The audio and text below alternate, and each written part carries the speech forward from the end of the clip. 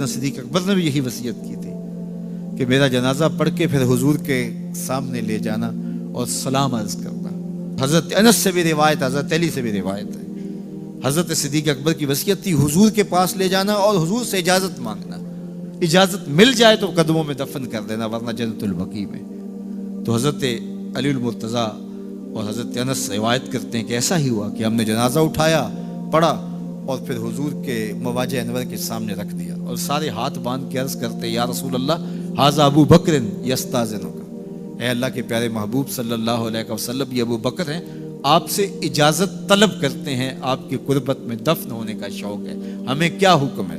تو اس وقت حجرہ عائشہ تھا، یہ گنبد خضرا نہیں بنا ہوا تھا، صرف حجرہ تھا اور اس کو تالا لگا تھا، چابی حضرت عائشہ کے پاس ہوا کرتی تھی رضی اللہ تعالی عنہ، تو تالا لگا ہوا تھا اور لوگوں نے رکھ کے یہ عرض کیا، تو پھر کیا ہوا کہ وہ تالا خود بخود کھلا، پھر کنڈی بھی خود بخود کھلی اور پھر جو دروازہ تھا وہ خود بخود کھلا اور اندر سے آواز آئی اوصل الحبیب الی الحبیب لان الحبیب الی الحبیب مشتاق، یار کو یار سے ملا دو، یار تو پہلے یار کا انتظار کر رہا ہے۔ تو قبر انور سے یہ آواز آئی، حضور کے روضہ انور سے یہ آواز آئی، اور ہمارا عقیدہ ہے اور مسلمہ عقیدہ ہے اور تمام امت کا عقیدہ ہے کہ حضور اپنی قبر میں زندہ ہیں۔ یہ بعد میں فتنہ پیدا ہوا حضور علیہ السلام کے حوالے سے، یہ جو معاذ اللہ میری زبان وہ بوجھ نہیں اٹھاتی جو لوگ کہتے ہیں، یہ حضرت شیخ عبد الحق محدث دہلوی علیہ رحمہ نے لکھا ہے تتمہ مدارج النبوہ میں۔ آپ کہتے ہیں اللہ کا شکر ہے بہت سارے معاملات میں امت میں اختلاف پیدا ہو گئے، لیکن اللہ کا شکر ہے کہ اس معاملے میں تو کوئی اختلاف نہیں کہ حضور اپنی قبر انور میں زندہ ہیں۔ یہ حضرت شیخ نے لکھا ہے، تو اس کا مطلب ہوا کہ یہ بعد کا اختلاف ہے۔ تو حضور علیہ السلام اپنی قبر انور میں زندہ ہیں۔ حضرت ابو درداء رضی اللہ تعالی عنہ نے جب آقا کریم نے درود و سلام کی ترغیب دی تو کہا حضور جب آپ انتقال کر چکے ہوں گے تو کیا ہم اس وقت بھی آپ پہ درود پڑھیں؟ تو حضرت ابو درداء نے جب حضور سے پوچھا، ابن ماجہ کی روایت ہے، تو کہا حضور جب آپ وصال کر چکے ہوں گے تو درود و سلام اس وقت بھی جاری رکھیں؟ تو آقا کریم علیہ السلام نے ارشاد فرمایا انما حرم علی الارض ان تاکل اجساد الانبیاء فنبی اللہ حی یرزق، فرمایا ہاں بعد میں بھی میرے پر درود جاری رکھنا، اللہ نے مٹی پہ حرام کر دیا ہے کہ وہ نبیوں کے جسم کو کھائے، نبی قبروں میں زندہ ہوتے ہیں ان کو رزق دیا جاتا ہے۔ میرے حضور نے کہا نا ارسلت الی الخلق کافہ، میں تمام مخلوق کا رسول بنا کے بھیجا ہوں، تمام مخلوق کا، صرف انسانوں کا نہیں، تمام مخلوق، ارسلت الی الخلق کافہ، تمام مخلوقات کا رسول ہو۔ تو حضور مٹی کے بھی رسول ہیں، تو کیا مٹی اپنے رسول کو کھا جائے گی؟ یہ کیسے ہو سکتا ہے؟ تو مٹی کے اوپر حرام ہے، یہ لفظ ہے انما حرم علی الارض ان تاکل اجساد الانبیاء، اللہ نے مٹی پر حرام کر دیا کہ وہ نبیوں کے جسم کو کھائے۔ فنبی اللہ حی یرزق، یہ سیاستہ کی روایت پڑھ رہا ہوں، نبی اپنی قبروں میں زندہ ہوتے اور انہیں رزق بھی دیا جاتا ہے۔ اس کائنات میں جتنے بھی انسان بستے ہیں ان میں سے افضل مجد و شرف کے لحاظ سے اہل ایمان ہیں۔ کفار اخلاقی قدروں میں جتنے مرضی بلند کیوں نہ ہوں، مال و دولت، شہرت، ثروت، جاہ و منصب، اقتدار، سب کچھ ان کے پاس ہو، لیکن ایک مسکین مومن کی شان تک نہیں پہنچ سکتے۔ اس لیے اس کائنات میں بسنے والے انسانوں میں سب سے افضل شخص مومن ہے۔ اہل ایمان میں سے فضل و شرف رکھنے والے علماء اور اولیاء ہیں۔ علماء و اولیاء میں سے اغیاث اور اقطاب فضل و شرف پاتے ہیں۔ اغیاث اور اقطاب کا جہاں نقطہ عروج ہوتا ہے وہاں تابی کا مرتبہ شروع ہوتا ہے، اور جہاں تابی اپنے نقطہ کمال کو پہنچتا ہے وہاں صحابی کا کمال اور عظمتیں شروع ہوتی ہیں۔ صحابہ میں سے جو مہاجر صحابہ ہیں وہ فضیلت والے ہیں، مہاجر و انصار میں سے جو بدر میں شریک ہوئے ہیں وہ افضل ہیں، اور ان میں سے 10 مبشرہ جن 10 لوگوں کے لیے حضور نے جنت کی بشارت دی وہ افضل ہیں۔ ان 10 لوگوں میں 4 اصحاب افضل اور مرتبہ و مقام سے اعلیٰ ہیں، اور ان 4 میں سے سب سے افضل حضرت ابو بکر صدیق رضی اللہ تعالیٰ عنہ۔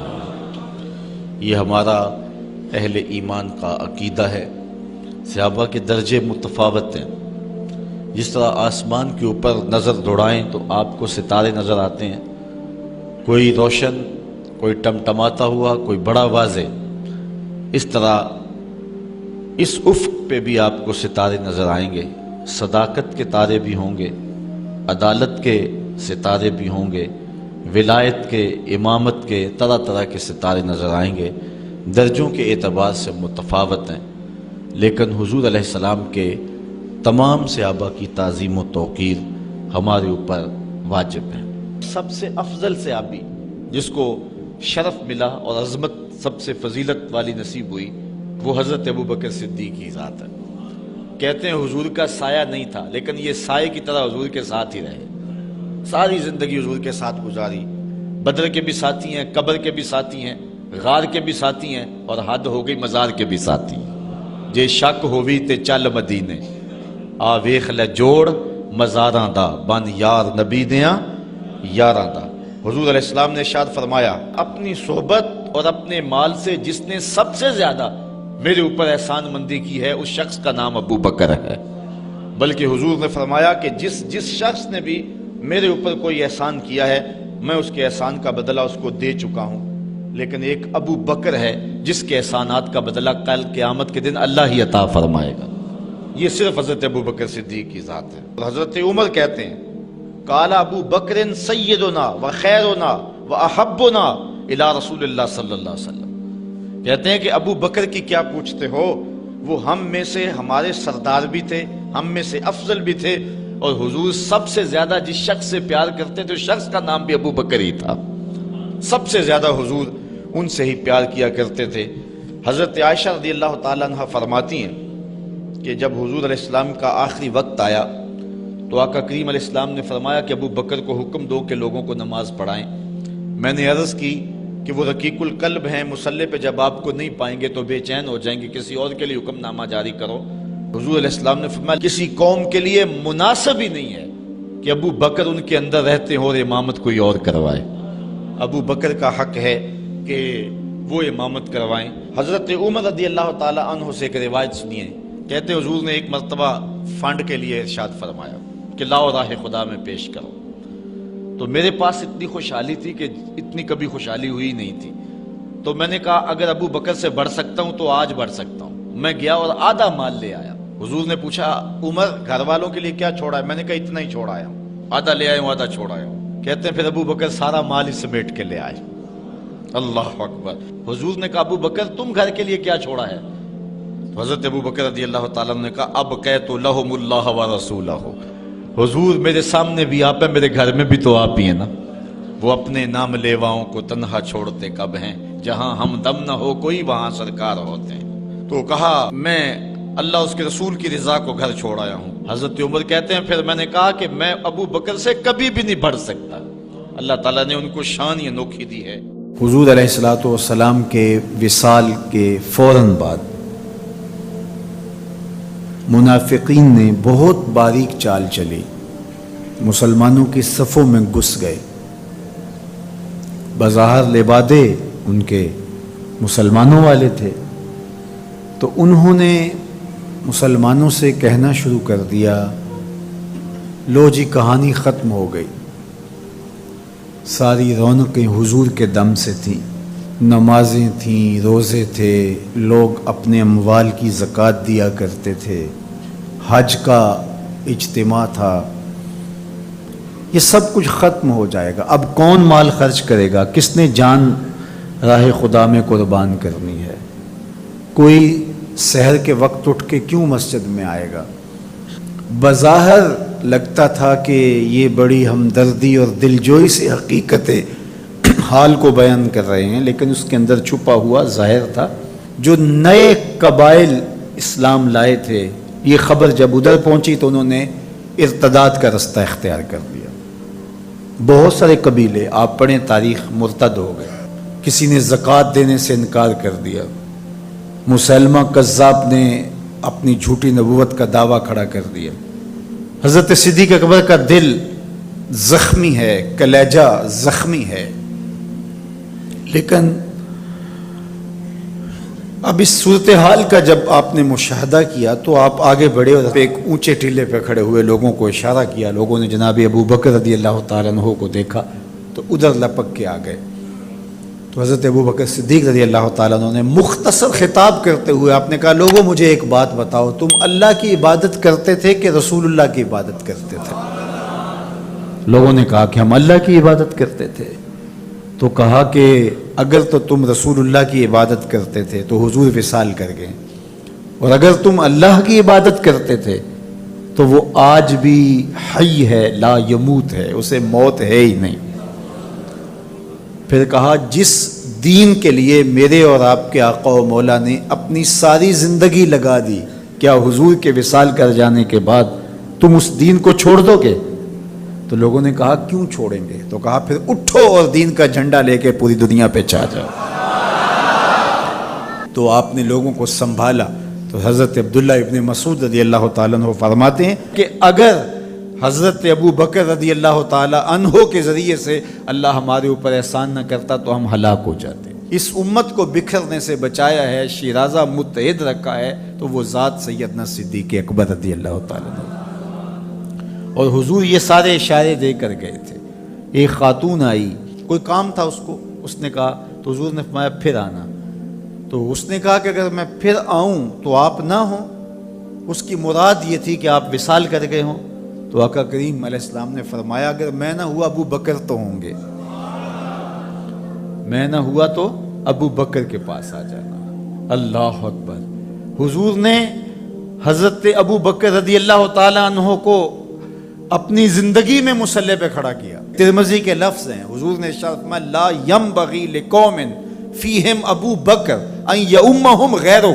کسی قوم کے لیے مناسب ہی نہیں ہے کہ ابو بکر ان کے اندر رہتا ہو اور امامت کوئی اور کروائے. مروا ابا بکر فلیصلی بالناس. ابو بکر کو حکم دو کہ وہ لوگوں کو نماز پڑھائے. اور پھر مصلی پہ جا کے حضرت ابو بکر کھڑے ہوئے. 17 نمازیں حضور علیہ الصلوۃ والسلام کی حیات طیبہ کے اندر حضرت ابو بکر نے پڑھائی ہیں. اللہ اکبر. فرمایا ما نفعنی مال احد قط ما نفعنی مال ابی بکر. مجھے کسی کے مال نے اتنا نفع نہیں دیا جتنا ابو بکر کے مال نے دیا. اللہ کے علاوہ اگر میں کسی کو خلیل بناتا تو ابو بکر کو بناتا، لیکن اللہ میرا خلیل ہے، جنہیں سیدہ کہول اہل الجنہ کہا گیا، جنت کے بوڑھوں کے سردار بنائے گئے. حضور نبی رحمت صلی اللہ علیہ وآلہ وسلم کی نیابت اور حضور علیہ الصلوۃ والسلام کی خلافت کا تاج ان کے سر پہ رکھا گیا، جن کی صحابیت کو میرے رب نے قرآن میں بیان فرمایا. اذ یقول لصاحبہ لا تحزن ان اللہ معنا. جب غار ثور میں حضور علیہ الصلوۃ والسلام سیدنا ابو بکر رضی اللہ تعالیٰ عنہ کی گود میں سر رکھ کے لیٹے ہوئے تھے. سانپ ایڑی پہ ڈنگ کے ڈنگ لگا رہا ہے اور آپ اپنی ٹانگ کو جنبش نہیں ہونے دیتے. آنکھوں کا حلقہ توڑ کے آنسو حضور کے رخسار پہ گرتے ہیں اور آقا کریم بیدار ہوتے ہیں اور بیدار ہو کے پوچھتے ہیں مالک یا ابا بکر. ابو بکر کیا ہوا؟ ادب کے اس قرینے کو جناب سیدنا صدیق اکبر نہیں بھولتے. کہتے ہیں فدا کا امی و ابی یا رسول اللہ. لو دیکھ تو حضور میری ماں بھی آپ کے قدموں پہ قربان جائے، میرا باپ بھی آپ کی راہوں پہ نچھاور، میرا قبیلہ میرا خاندان آپ کے قدموں پہ قربان، مجھے سانپ نے ڈس لیا ہے. تو محبت کا یہ اسلوب اور الفت کا یہ طریق آپ کو یہاں ملے گا کہ انداز الفت نہیں چھوڑتے. تو سانپ کا کام تو ڈسنا ہے، چاہے وہ غار میں ڈسے یا اسلام آباد میں بیٹھ کے ڈنگ لگائے، وہ تو ڈستا رہے گا. لیکن ابو بکر حضور کی محبت کے ترانے پڑھتا رہے گا. سیدنا صدیق اکبر کی سب سے بڑی آرزو جب پوچھی گئی تو وہ یہی تھی کہ آنکھیں میری ہوں چہرہ حضور کا ہو.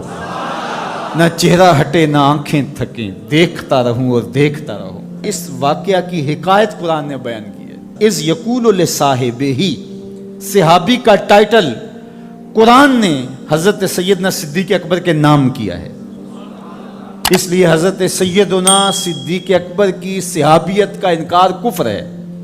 جو حضرت صدیق اکبر کو کافر کہتا ہے وہ خود کافر ہے، اس لیے کہ ان کا ایمان، ان کا اسلام اور ان کی صحابیت قرآن کی قطعی نص سے ثابت ہے اور ان لفظوں کے ساتھ ثابت ہے۔ اذ یقول لصاحبہ لا تحزن، کہا گھبرانے کی ضرورت نہیں، ان اللہ معنا، اللہ ہمارے ساتھ ہے، اللہ ہمارے ساتھ ہے۔ اور پھر کہا وَالثَّانِي اثْنَيْنِ إِذْ هُمَا فِي الْغَارِ، دو میں سے دوسرا، اللہ اکبر، اللہ نے دو میں سے دوسرا کہا ہے۔ یہ شان ہے سیدنا صدیق اکبر، جو ثانی اثنین ہیں غار میں، اللہ اکبر۔ یار کہتے ہیں حضور کا سایہ نہیں تھا، لیکن جناب ابو بکر سائے کی طرح حضور کے ساتھ تھے، قبر کے بھی ساتھی، بدر کے بھی ساتھی، سفر کے بھی ساتھی، حضر کے بھی ساتھی۔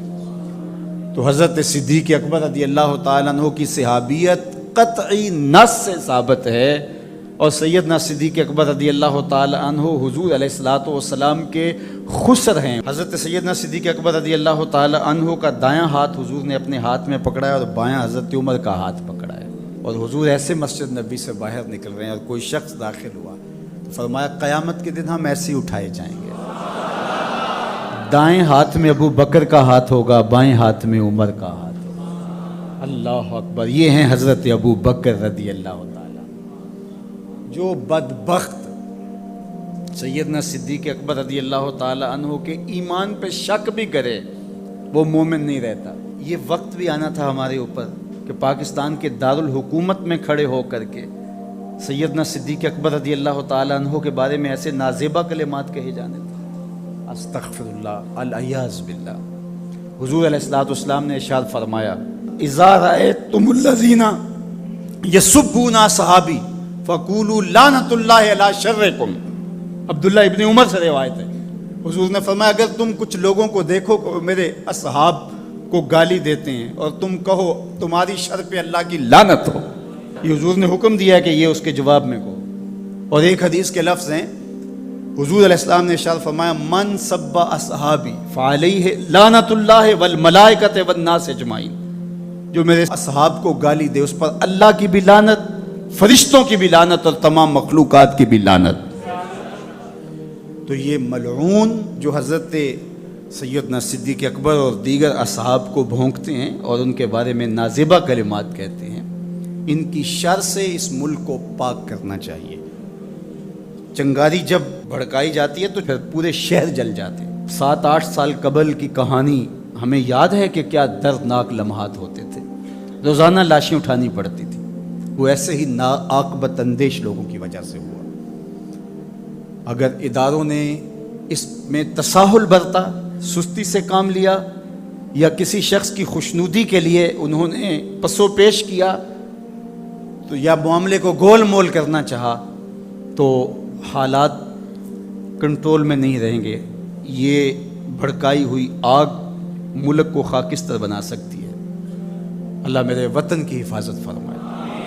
یہ ملک قربانیوں سے حاصل کیا گیا ہے اور اس کے امن کو بحال کرنے کے لیے ہمارے اداروں نے بہت محنت کی ہے، بہت لوگوں نے قربانیاں دی ہیں۔ تو ایسے ناہنجار لوگوں، ایسے بدبخت لوگوں کو فوراً قانون اپنی گرفت میں لے، اور ایسے بد زبانوں کو لگام دینی چاہیے کہ جو اصحاب رسول کو بھونکتے ہیں اور اتنے سخت جملے کہتے ہیں۔ معاذ اللہ سیدنا صدیق اکبر کو کافر کہا جائے گا؟ جو صدیق میرے نبی کے دل کا چین ہے، جو اسلام کی بہار ہے۔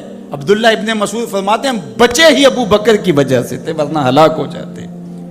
جس ابو بکر رضی اللہ تعالیٰ عنہ کو حضور نے مصلی پہ کھڑا کیا، جس ابو بکر رضی اللہ تعالیٰ عنہ پہ اتنا اعتماد تھا کہ ہجرت والی رات ان کا انتخاب کیا، حضرت سیدنا عمر رضی اللہ تعالیٰ عنہ نے حضرت ابو بکر رضی اللہ تعالیٰ عنہ کا ذکر کیا اور رو پڑے اور کہا کہ ابو بکر میری زندگی کی ساری نیکیاں لے لے اور غار والی ایک نیکی مجھے دے دے۔ اور پھر کہا کرتے تھے کہ کاش کہ میں ابو بکر کے سینے کا بال ہوتا۔ ابن جوزی نے لکھا ہے کہ ہمارے بزرگ اور اسلاف جو تھے وہ ابو بکر و عمر رضی اللہ تعالی عنہما کی محبت اپنی اولاد کو یوں سکھایا کرتے تھے جیسے قرآن کی آیتیں سکھائی جاتی۔ ان کی محبت اولادوں کے سینوں میں راسخ کیا کرتے تھے۔ معمولی سی میل بھی سیدنا صدیق اکبر کے بارے میں برباد کر دیتی ہے۔ اللہ کے نبی کا ہر صحابی با کمال ہے، لیکن ابو بکر ہے۔ جے شک ہووی تے چل مدینے، جے شک ہووی تے چل مدینے، آ ویخ لے جوڑ مزاراں دا، بن یار نبی دیاں یاراں دا۔ تو ان سے ہماری محبت کا رشتہ استوار ہے۔ تو جس شخص نے بھی یہ جملہ کہا ہم اس کی مذمت کرتے ہیں۔ مذمت تو لفظ بہت چھوٹا ہے، اس کو قرار واقع سزا دیجئے۔ وہ بدترین انسان ہے روئے زمین پہ، اور اس سے کوئی رو رعایت نہ رکھی جائے تاکہ آئندہ ایسے راستے بند ہو۔ اداروں کو اس پر فی الفور نوٹس لینا چاہیے قبل اس سے کہ حالات ہاتھ سے باہر نکل جائیں اور بے قابو ہو جائیں۔ اللہ ہم سب کو اپنی رحمتوں کے حصار میں رکھے۔ جانور کو اپنی گود میں رکھا اور حضور استراحت فرما لے۔ اب سانس، جب سانپ کی سانس اٹھنے لگی، وہ بھی چونکہ اس سوراخ میں ہی تھا، اور مکھ کبھی اس سوراخ سے باہر آتا کبھی اس سوراخ سے باہر آتا، جا بجا سوراخ تھے۔ تو جب اس کی سانس گھٹنے لگی اور اس نے دیکھا کہ جس راستے سے جاتا ہے مسدود پاتا ہے، تو ایک جگہ اس نے انسانی گوشت دیکھا اور اس نے ڈنگ لگایا، وجود کو برقرار رکھ پائے۔ یہ کوئی تماشا لبے بام تھوڑا ہے، لیکن حضرت سیدنا صدیق اکبر نے اپنی ٹانگ کو جنبش نہیں آنے دی۔ حضرت عمر کی جو روایت اس پہ لفظ ہے مخافۃ ان یتنبہ رسول اللہ صلی اللہ علیہ وسلم، اس ڈر سے کہ کہیں حضور بیدار نہ ہو جائے۔ لم یتحرک، اپنی ٹانگ کو حرکت نہیں آنے دی۔ لم یتحرک مخافۃ ان یتنبہ رسول اللہ صلی اللہ علیہ وسلم، اس ڈر سے کہ کہیں حضور بیدار نہ ہو جائے۔ حضور کی نیند میں خلل، سانپ نے ڈنگ لگایا اور ایڑی ہٹی نہیں، وہ پیچھے ہٹ ہٹ کے ڈنگ مارتا ہے، اور حضرت ابو بکر پوری قوت سے ایڑی کو دبایا ہے۔ حضرت تصور تو کرو، عشق کی بات تو سارے کرتے ہیں، عشق ابو بکر سے سیکھو۔ یہ ہے محبت کی کہانی۔ حضرت ابو بکر صدیق نے زور سے ایڑی رکھی ہے، اور سانپ جو ہے وہ ہٹ ہٹ کے ڈنگ مار رہا ہے، اور زہر جسم میں سرایت کر رہا ہے، اور حضرت ابو بکر صدیق اپنی ٹانگ کو جنبش بھی نہیں آنے دیتے، اس ڈر سے کہ کہیں حضور کی نیند میں خلل نہ آ جائے۔ سارا دھیان ادھر لگ گیا کہ ٹانگ کو جنبش نہ آئے۔ بے اختیار آنسو نکل پڑے اور حضور کے چہرہ نور پہ گرے۔ دھیان چونکہ ادھر لگا تھا، آنسو ادھر سے نکلے، حضور کے رخسار پہ گرے۔ حضور بیدار ہو گئے اور حضور نے فرمایا مالک یا ابا بکر، ابو بکر کیا ہوا؟ ابو بکر کیا ہوا؟ انسان دکھوں میں بھرا پڑا ہو، تکلیف پہ تکلیف گزر رہی ہو، اور کوئی پوچھ لے تو انسان پھٹ پڑتا ہے، بہت جلدی بولتا ہے، پھر اس کے القاب اور اس کا نام اور اس کے لیے جو بولنے کا سٹائل ہے وہ بھول جاتا ہے، وہ جلدی جلدی اپنا دکھڑا بیان کرتا ہے۔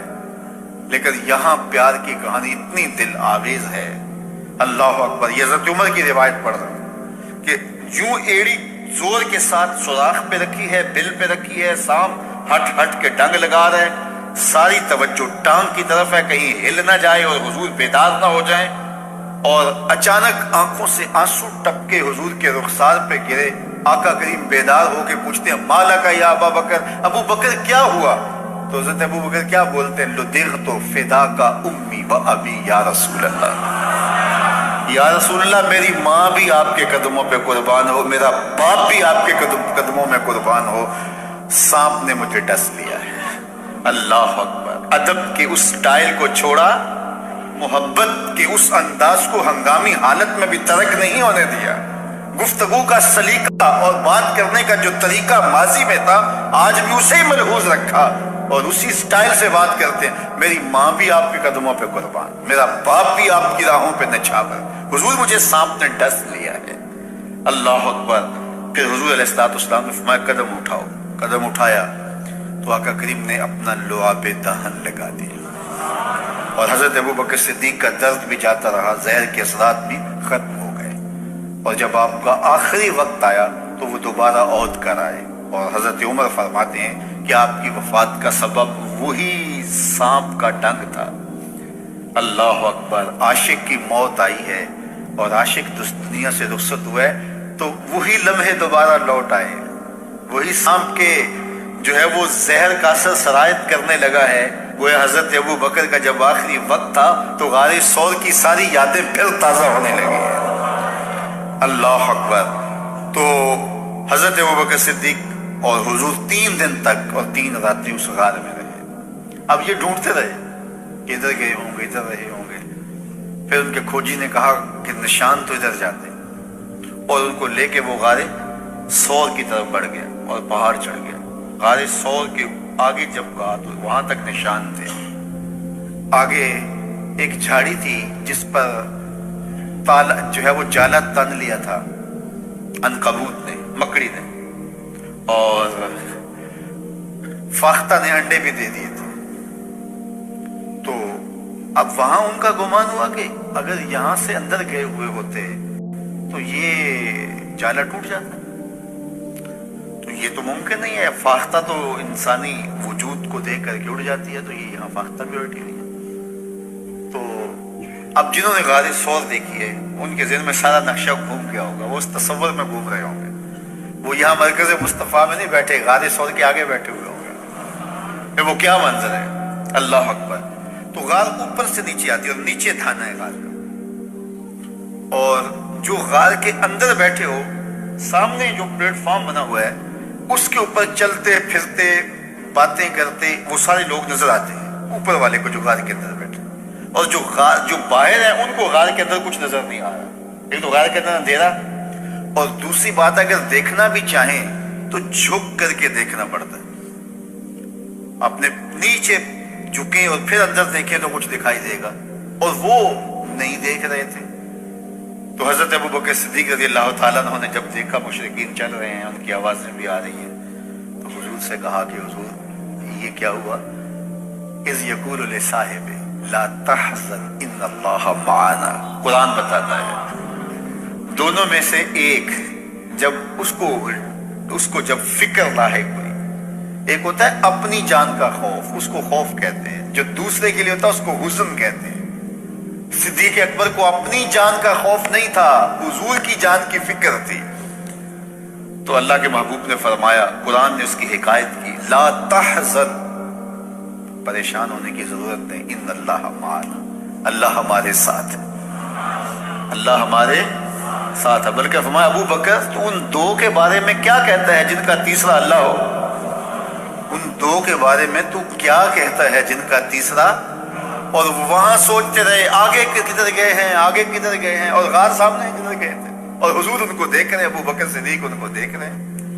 میرے استاد تھے, فرمانے لگے کہ حضور علیہ السلام کو دیکھنے کے لیے جھک کے دیکھنا پڑتا ہے. اس غار میں انہیں حضور تب نظر آتے اگر وہ جھک کے دیکھتے, اور اگر وہ جھک کے دیکھنے کی عادت رکھتے تو مکے میں ہی دیکھ لیتے, مکے میں ہی دیکھ لیتے. اس لیے انہوں نے جھکنا نہیں تھا, اور جو جھکنا نہیں جانتا وہ نبی کو دیکھ نہیں پاتا, اور جو جھکتا ہے بلال دیکھ لیتا ہے, عمار دیکھ لیتا ہے, ابو بکر دیکھ لیتا ہے. اللہ اکبر. تو یہ تو وہاں مکے میں نہیں دیکھ سکے. ابھی تو قرآن نے کہا نا وَتَرَاهُمْ يَنْظُرُونَ إِلَيْهِ وَهُمْ لَا يُبْصِرُونَ. محبوب یہ جو آنکھیں پھاڑ پھاڑ کے آپ کو دیکھ رہے ہیں, آپ ان کے دیکھنے کو دیکھ رہے ہیں. وَتَرَاهُمْ, آپ ان کو دیکھ رہے ہیں. يَنْظُرُونَ إِلَيْهِ, یہ آپ کو دیکھ رہے ہیں, آپ دیکھ رہے ہیں کہ یہ آپ کو دیکھ رہے ہیں. وَهُمْ لَا يُبْصِرُونَ, میں خدا ہو کے کہتا ہوں یہ نہیں دیکھ رہے. ذرا ریپل سے ذرا توجہ تو کری, قرآن مجید کے اس اسلوب کو تو ملاحظہ کیے. وَتَرَاهُمْ, آپ ان کو دیکھ رہے ہیں. کیا دیکھ رہے ہیں؟ يَنْظُرُونَ إِلَيْهِ, کہ یہ آپ کو دیکھ رہے ہیں. وَهُمْ لَا يُبْصِرُونَ, محبوب نہیں دیکھ رہے, یہ نہیں دیکھ رہے. آپ کو لگتا ہے کہ دیکھ رہے ہیں, دنیا بھی سمجھتی ہے دیکھ رہے ہیں, یہ آنکھیں پھاڑ پھاڑ کے دیکھ رہے ہیں، لیکن میں کہتا ہوں نہیں دیکھ رہے۔ جنہاں نے یار نو اپنے جا دیکھا دیکھیا ہی، جنہ ویکھیا نہیں ہو کرن گلا، جنہ ویکھیا نہیں ہو کرن گلا، جنہ ویکھیا ہو تے بول دے نہیں، جڑے محرم راز حقیقت دے او راز حقیقت کھول دے۔ انہوں نے دیکھا نہیں تھا، دیکھا تو بلال حبشی نے تھا، دیکھا تو عمار ابن یاسر نے تھا، دیکھا تو حضرت مقداد نے تھا، دیکھا تو ابو بکر صدیق نے تھا، دیکھا تو فاروق اعظم نے تھا۔ تو یہ دیکھنا ہے، تو یہ آنکھیں پھاڑ پھاڑ کے دیکھ رہے ہیں، میں کہتا ہوں یہ نہیں دیکھ رہے۔ وہ جھکتے تو دیکھتے، جو جھکنا نہیں جانتے وہ دیکھنا کیسے جانتے؟ تو کسی کو دیکھنے کے لیے اپنا آپ مٹانا پڑتا ہے، اپنا آپ جب تک مٹے گا نہیں تو کوئی دکھائی نہیں دے گا، جب مٹ جاؤ گے تو جلوہ یار بھی دکھائی دے گا، جلوہ حبیب بھی دکھائی دے گا۔ اللہ اکبر۔ تو حضرت سیدنا صدیق اکبر رضی اللہ تعالیٰ عنہ 3 دن وہاں گزارے۔ حضرت عمر کہا کرتے تھے رضی اللہ تعالیٰ عنہ، روتے تھے جب حضرت ابو بکر صدیق کا ذکر کرتے، کہتے تھے کہ ابو بکر مجھے غار کی ایک رات والی وہ نیکی دے دیں، میری ساری زندگی کی نیکیاں لے لیں۔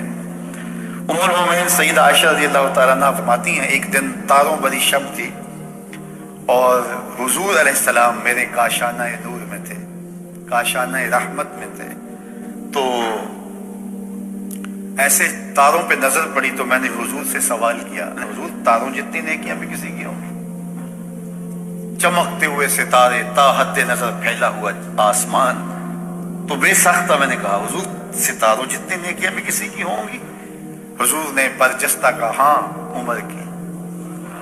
تو کہا میرے سوال کے پیچھے ایک آرزو تھی کہ میرے باپ کا نام لیا جائے۔ بیٹی کو باپ کے ساتھ جو محبت ہوتی ہے وہ تو ایک انوکھا جہاں ہے، ایک انوکھی کائنات ہے، اور پھر باپ بھی ابو بکر ہو اور بیٹی بھی صدیقہ کائنات ہو، پھر ان کی محبت، اللہ اکبر۔ تو کہا حضور آسمان کے ستاروں جیسی نیکیاں بھی کسی کی ہوں گی؟ اور آرزو یہ تھی، کان یہ سننا چاہ رہے تھے کہ میرے باپ کا نام لیا جائے گا، لیکن حضور نے کہا عمر کی۔ تو حضرت عائشہ رضی اللہ تعالیٰ عنہ خاموش سی ہو گئی۔ خاموش اس لیے ہوئی کہ توقع کے مطابق جواب نہیں تھا، آرزو کچھ اور تھی، جواب کچھ اور ملا۔ تو حضور نے فرمایا عائشہ کیا ہوا؟ عرض کی حضور میری تو آرزو تھی کہ میرے باپ کا نام لیا جائے گا۔ کہا عمر کی عمر بھر کی نیکیاں تیرے باپ کی ایک شب کی نیکی۔ اللہ اکبر۔ اس لیے حضرت عمر رضی اللہ تعالیٰ عنہ کہا کرتے تھے کاش میں ابو بکر کے سینے کا بالی ہوتا، کاش میں ابو بکر کے سینے کا بالی ہوتا۔ اور جس نے غسل بھی نہیں کیا وہ حضرت صدیق اکبر پہ بات کرتا۔ یہ حضرت عمر کہہ رہے ہیں، وہ عمر جس کے بارے میرے حضور نے فرمایا کہ شیطان عمر کے سائے سے بھاگتا ہے، وہ عمر جس کے بارے میں ارشاد فرمایا کہ لو کان بعدی نبی لکان عمر، میرے بعد اگر کسی کے سر پہ نبوت کا تاج سجتا تو وہ عمر کے سر پہ سجتا۔ وہ عمر جس کے بارے میں میرے اور آپ کے آقا و مولا نے ارشاد فرمایا کہ عمر چراغ اہل جنت ہے۔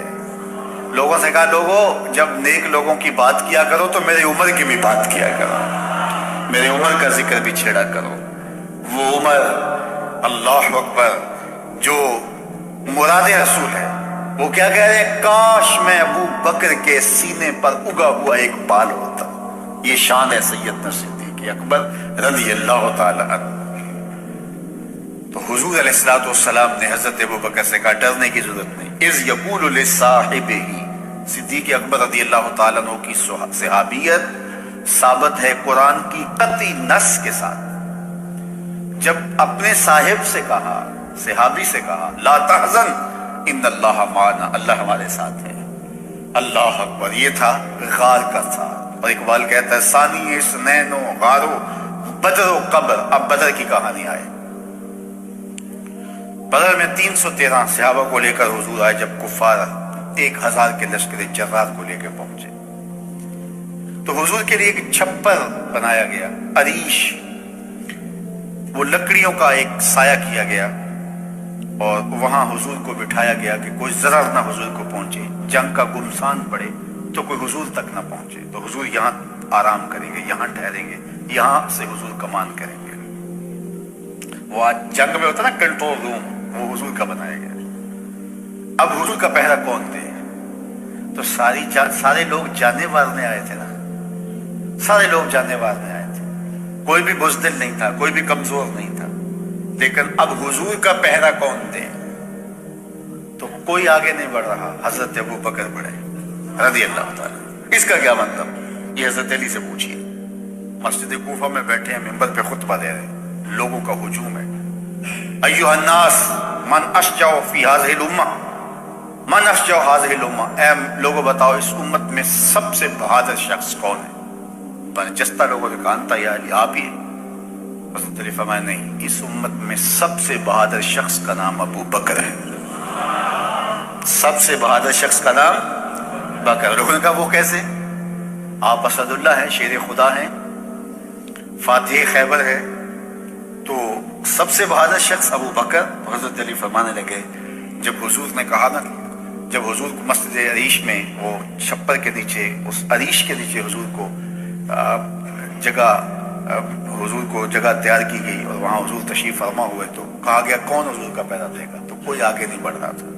इसलिए नहीं कि कोई जान नहीं देना चाहता था, ड्यूटी बड़ी हसास थी। कोई मुझे काट के आगे ना बढ़ जाए। एक तो कोई मुझे मार के आगे जाएगा ना, तो जाएगा तो सही। तो ये सारे कह रहे थे कोई मुझे काट के आगे ना बढ़ जाए और कीमती हसास सरमाए को नुकसान न पहुंचे, जाने रहमत आलम को नुकसान न पहुंचे। अल्लाह अकबर। लेकिन हजरत अबू बकर आगे बढ़े, कहा मैं पहरा दूंगा, यानी कोई मुझे काटेगा तो आगे जाएगा, मेरी तलवार तोड़ेगा तो आगे जाएगा। तो कहा इस उम्मत का सबसे बहादुर शख्स अबू बकर है रज़ी अल्लाह ताला। फिर जंग बदर के अंदर जिस तरह हुजूर अलैहिस्सलाम पर कैफियत तारी हुई, हुजूर अल्लाह की बारगाह में दुआ मांगते हैं, और ऐसी दुआ आज तक किसी ने नहीं मांगी जो मेरे हुजूर ने मांगी। अल्लाहुम्मा इन तुहलिक हाज़िहिल असाबा लम तुबद फिल अर्दि अबदा। ऐ अल्लाह, अगर ये 313 ना रहे, कयामत तक तुझे भी खुदा कोई नहीं कहेगा। और हुजूर इस कदर हाउसारी करते हैं कि हुजूर की चादर सर से ढल के कंधों पे, कंधों से मुबारक पीठ पे आ जाती है, और हजरत अबू बकर फिर उठा के सर पे रखते हैं, कहते हस्बुका, हुजूर बस करो, अल्लाह मदद करेगा। लेकिन हुजूर इल्हाव जारी किए जा रहे हैं, ऐ अल्लाह इस धरती पे तेरे नाम लेवा यही है, अगर ये ना रहे तो कयामत तक तुझे भी कोई खुदा नहीं कहेगा। और हुजूर इल्हाव जारी किए जा रहे हैं। हज़रत अबू बकर सिद्दीक बार बार चादर सर पे रखते हैं। फिर अचानक हुजूर मुस्कराए और अबशिर या अबा बकर, अबू बकर बशारत, तो वो जिब्रील आ गए हैं, अल्लाह की मदद लेकर आ गए। अल्लाह अकबर। तो बदर में हजरत अबू बकर सिद्दीक हुजूर की कुर्बत में रहे, गार में हुजूर की कुर्बत में रहे। और इकबाल ने तीसरी बात कही, सानिए इसनैन गारो बदरो कब्र। जब आखिरी वक्त आने लगा तो हजरत सिद्दीक अकबर ने हजरत अली को बुलाया, अली इज़ा अना मित्तु, अली जब मैं फौत हो जाऊं। खतीब बगदादी ने लिखा है, इमाम सयूती ने लिखा है, बाकी लोगों ने लिखा है, हजरत अनस से भी रिवायत है, हजरत अली से भी, जब मैं फौत हो जाऊं तो मुझे उन हाथों से गुस्ल देना जिन हाथों से हुजूर को दिया था। अल्लाह अकबर। और फिर मेरा जनाजा पढ़ना और हुजूर के रोज़े पे ले जाना, देखना कोई इशारा मिल जाए तो अंदर दफन कर देना, वरना जन्नतुल बकी में तदफीन कर दी जाए। हजरत अली रज़ी अल्लाह ताला अन्हु फरमाते हैं, हजरत अनस कहते हैं कि विसाल हो गया, फजा अली मुस्तरजियान, हजरत अली आए इन्ना लिल्लाहि व इन्ना इलैहि राजिऊन पढ़ते हुए, और रुख से कपड़ा उठाया, अल्लाह अकबर, गोरी सोई सेज पे मुख पे डाले खेस, अल्लाह अकबर, चल खुसरो तू देश अपने, सांझ चली परदेस। जा अली मुस्तरजियान इन्ना लिल्लाहि व इन्ना इलैहि राजिऊन पढ़ा और कहा, अल-यौम इनक़तात खिलाफतुन नबुव्वा, हुजूर की खिलाफत आज हमसे रुखसत हो रही है। और फिर गुस्ल दिया, फिर जनाजा पढ़ा। गुंबद खजराबाद में बना है, कुब्बा अनवराबाद में बना, उस वक्त हुजरा था, उसको दरवाजा लगा था, दरवाजे को ताला लगा के रखा जाता था, जरूरत के वक्त खोला जाता था। फिर जनाजा उठा के हुजूर के रोजे के सामने रख दिया। सब सहाबा मौजूद हैं। हजरत अनस से रिवायत है कि लोगों ने हुजूर पे दरूद पढ़ा और कहा, या रसूल अल्लाह सल्लल्लाहु अलैहि वसल्लम, हाज़ा अबू बकर यस्ताज़िनुका, ये अबू बकर हैं, आपकी कुर्बत में दफन होने की आरजू रखे, इनका जनाजा हाजिर है। اللہ اکبر مزہ مرن دا انج آندا میت یار دے بوئے تے پئی ہوئے میت یار دے بوئے تے پئی ہوئے یوں حضرت ابوبکر صدیق کی لاش ہے پڑی صحابہ ہاتھ باندھے کھڑے ہیں حضور پہ درود پڑھتے ہیں اور ساتھ بولتے ہیں یا رسول اللہ ھذا ابو بکر یستاذنک کا یہ ابو بکر ہیں آپ کی غربت میں دفن ہونے کی تمنا لیے حاضر ہے کیا حکم ہے اور منتظر کھڑے ہیں راوی کہتا ہے خطیب بغدادی نے لکھا ہے امام سیوطی نے لکھا ہے خاتم المحدثین امام سیوطی لکھتے ہیں کفایت الطالب اللبیب فی خصائص الحبیب میں کہ جب یوں ہاتھ باندھے انتظار کر رہے ہیں پھر کیا ہوا کہ تالا خود بخود کھلا پھر خود کھل کے گرا پھر کنڈی کھلی پھر دروازہ کھلا اور اندر سے آواز آئی اوصل الحبیب الی الحبیب لأن الحبیب الی الحبیب مشتاق یار کو یار سے ملا دو یار پہلے ہی یار انتظار کر رہا ہے جے شک ہوئی تے چل مدینے جے شک ہوئی تے چل مدینے آ تک لے جوڑ مزاراں دا بن یار نبی دیاں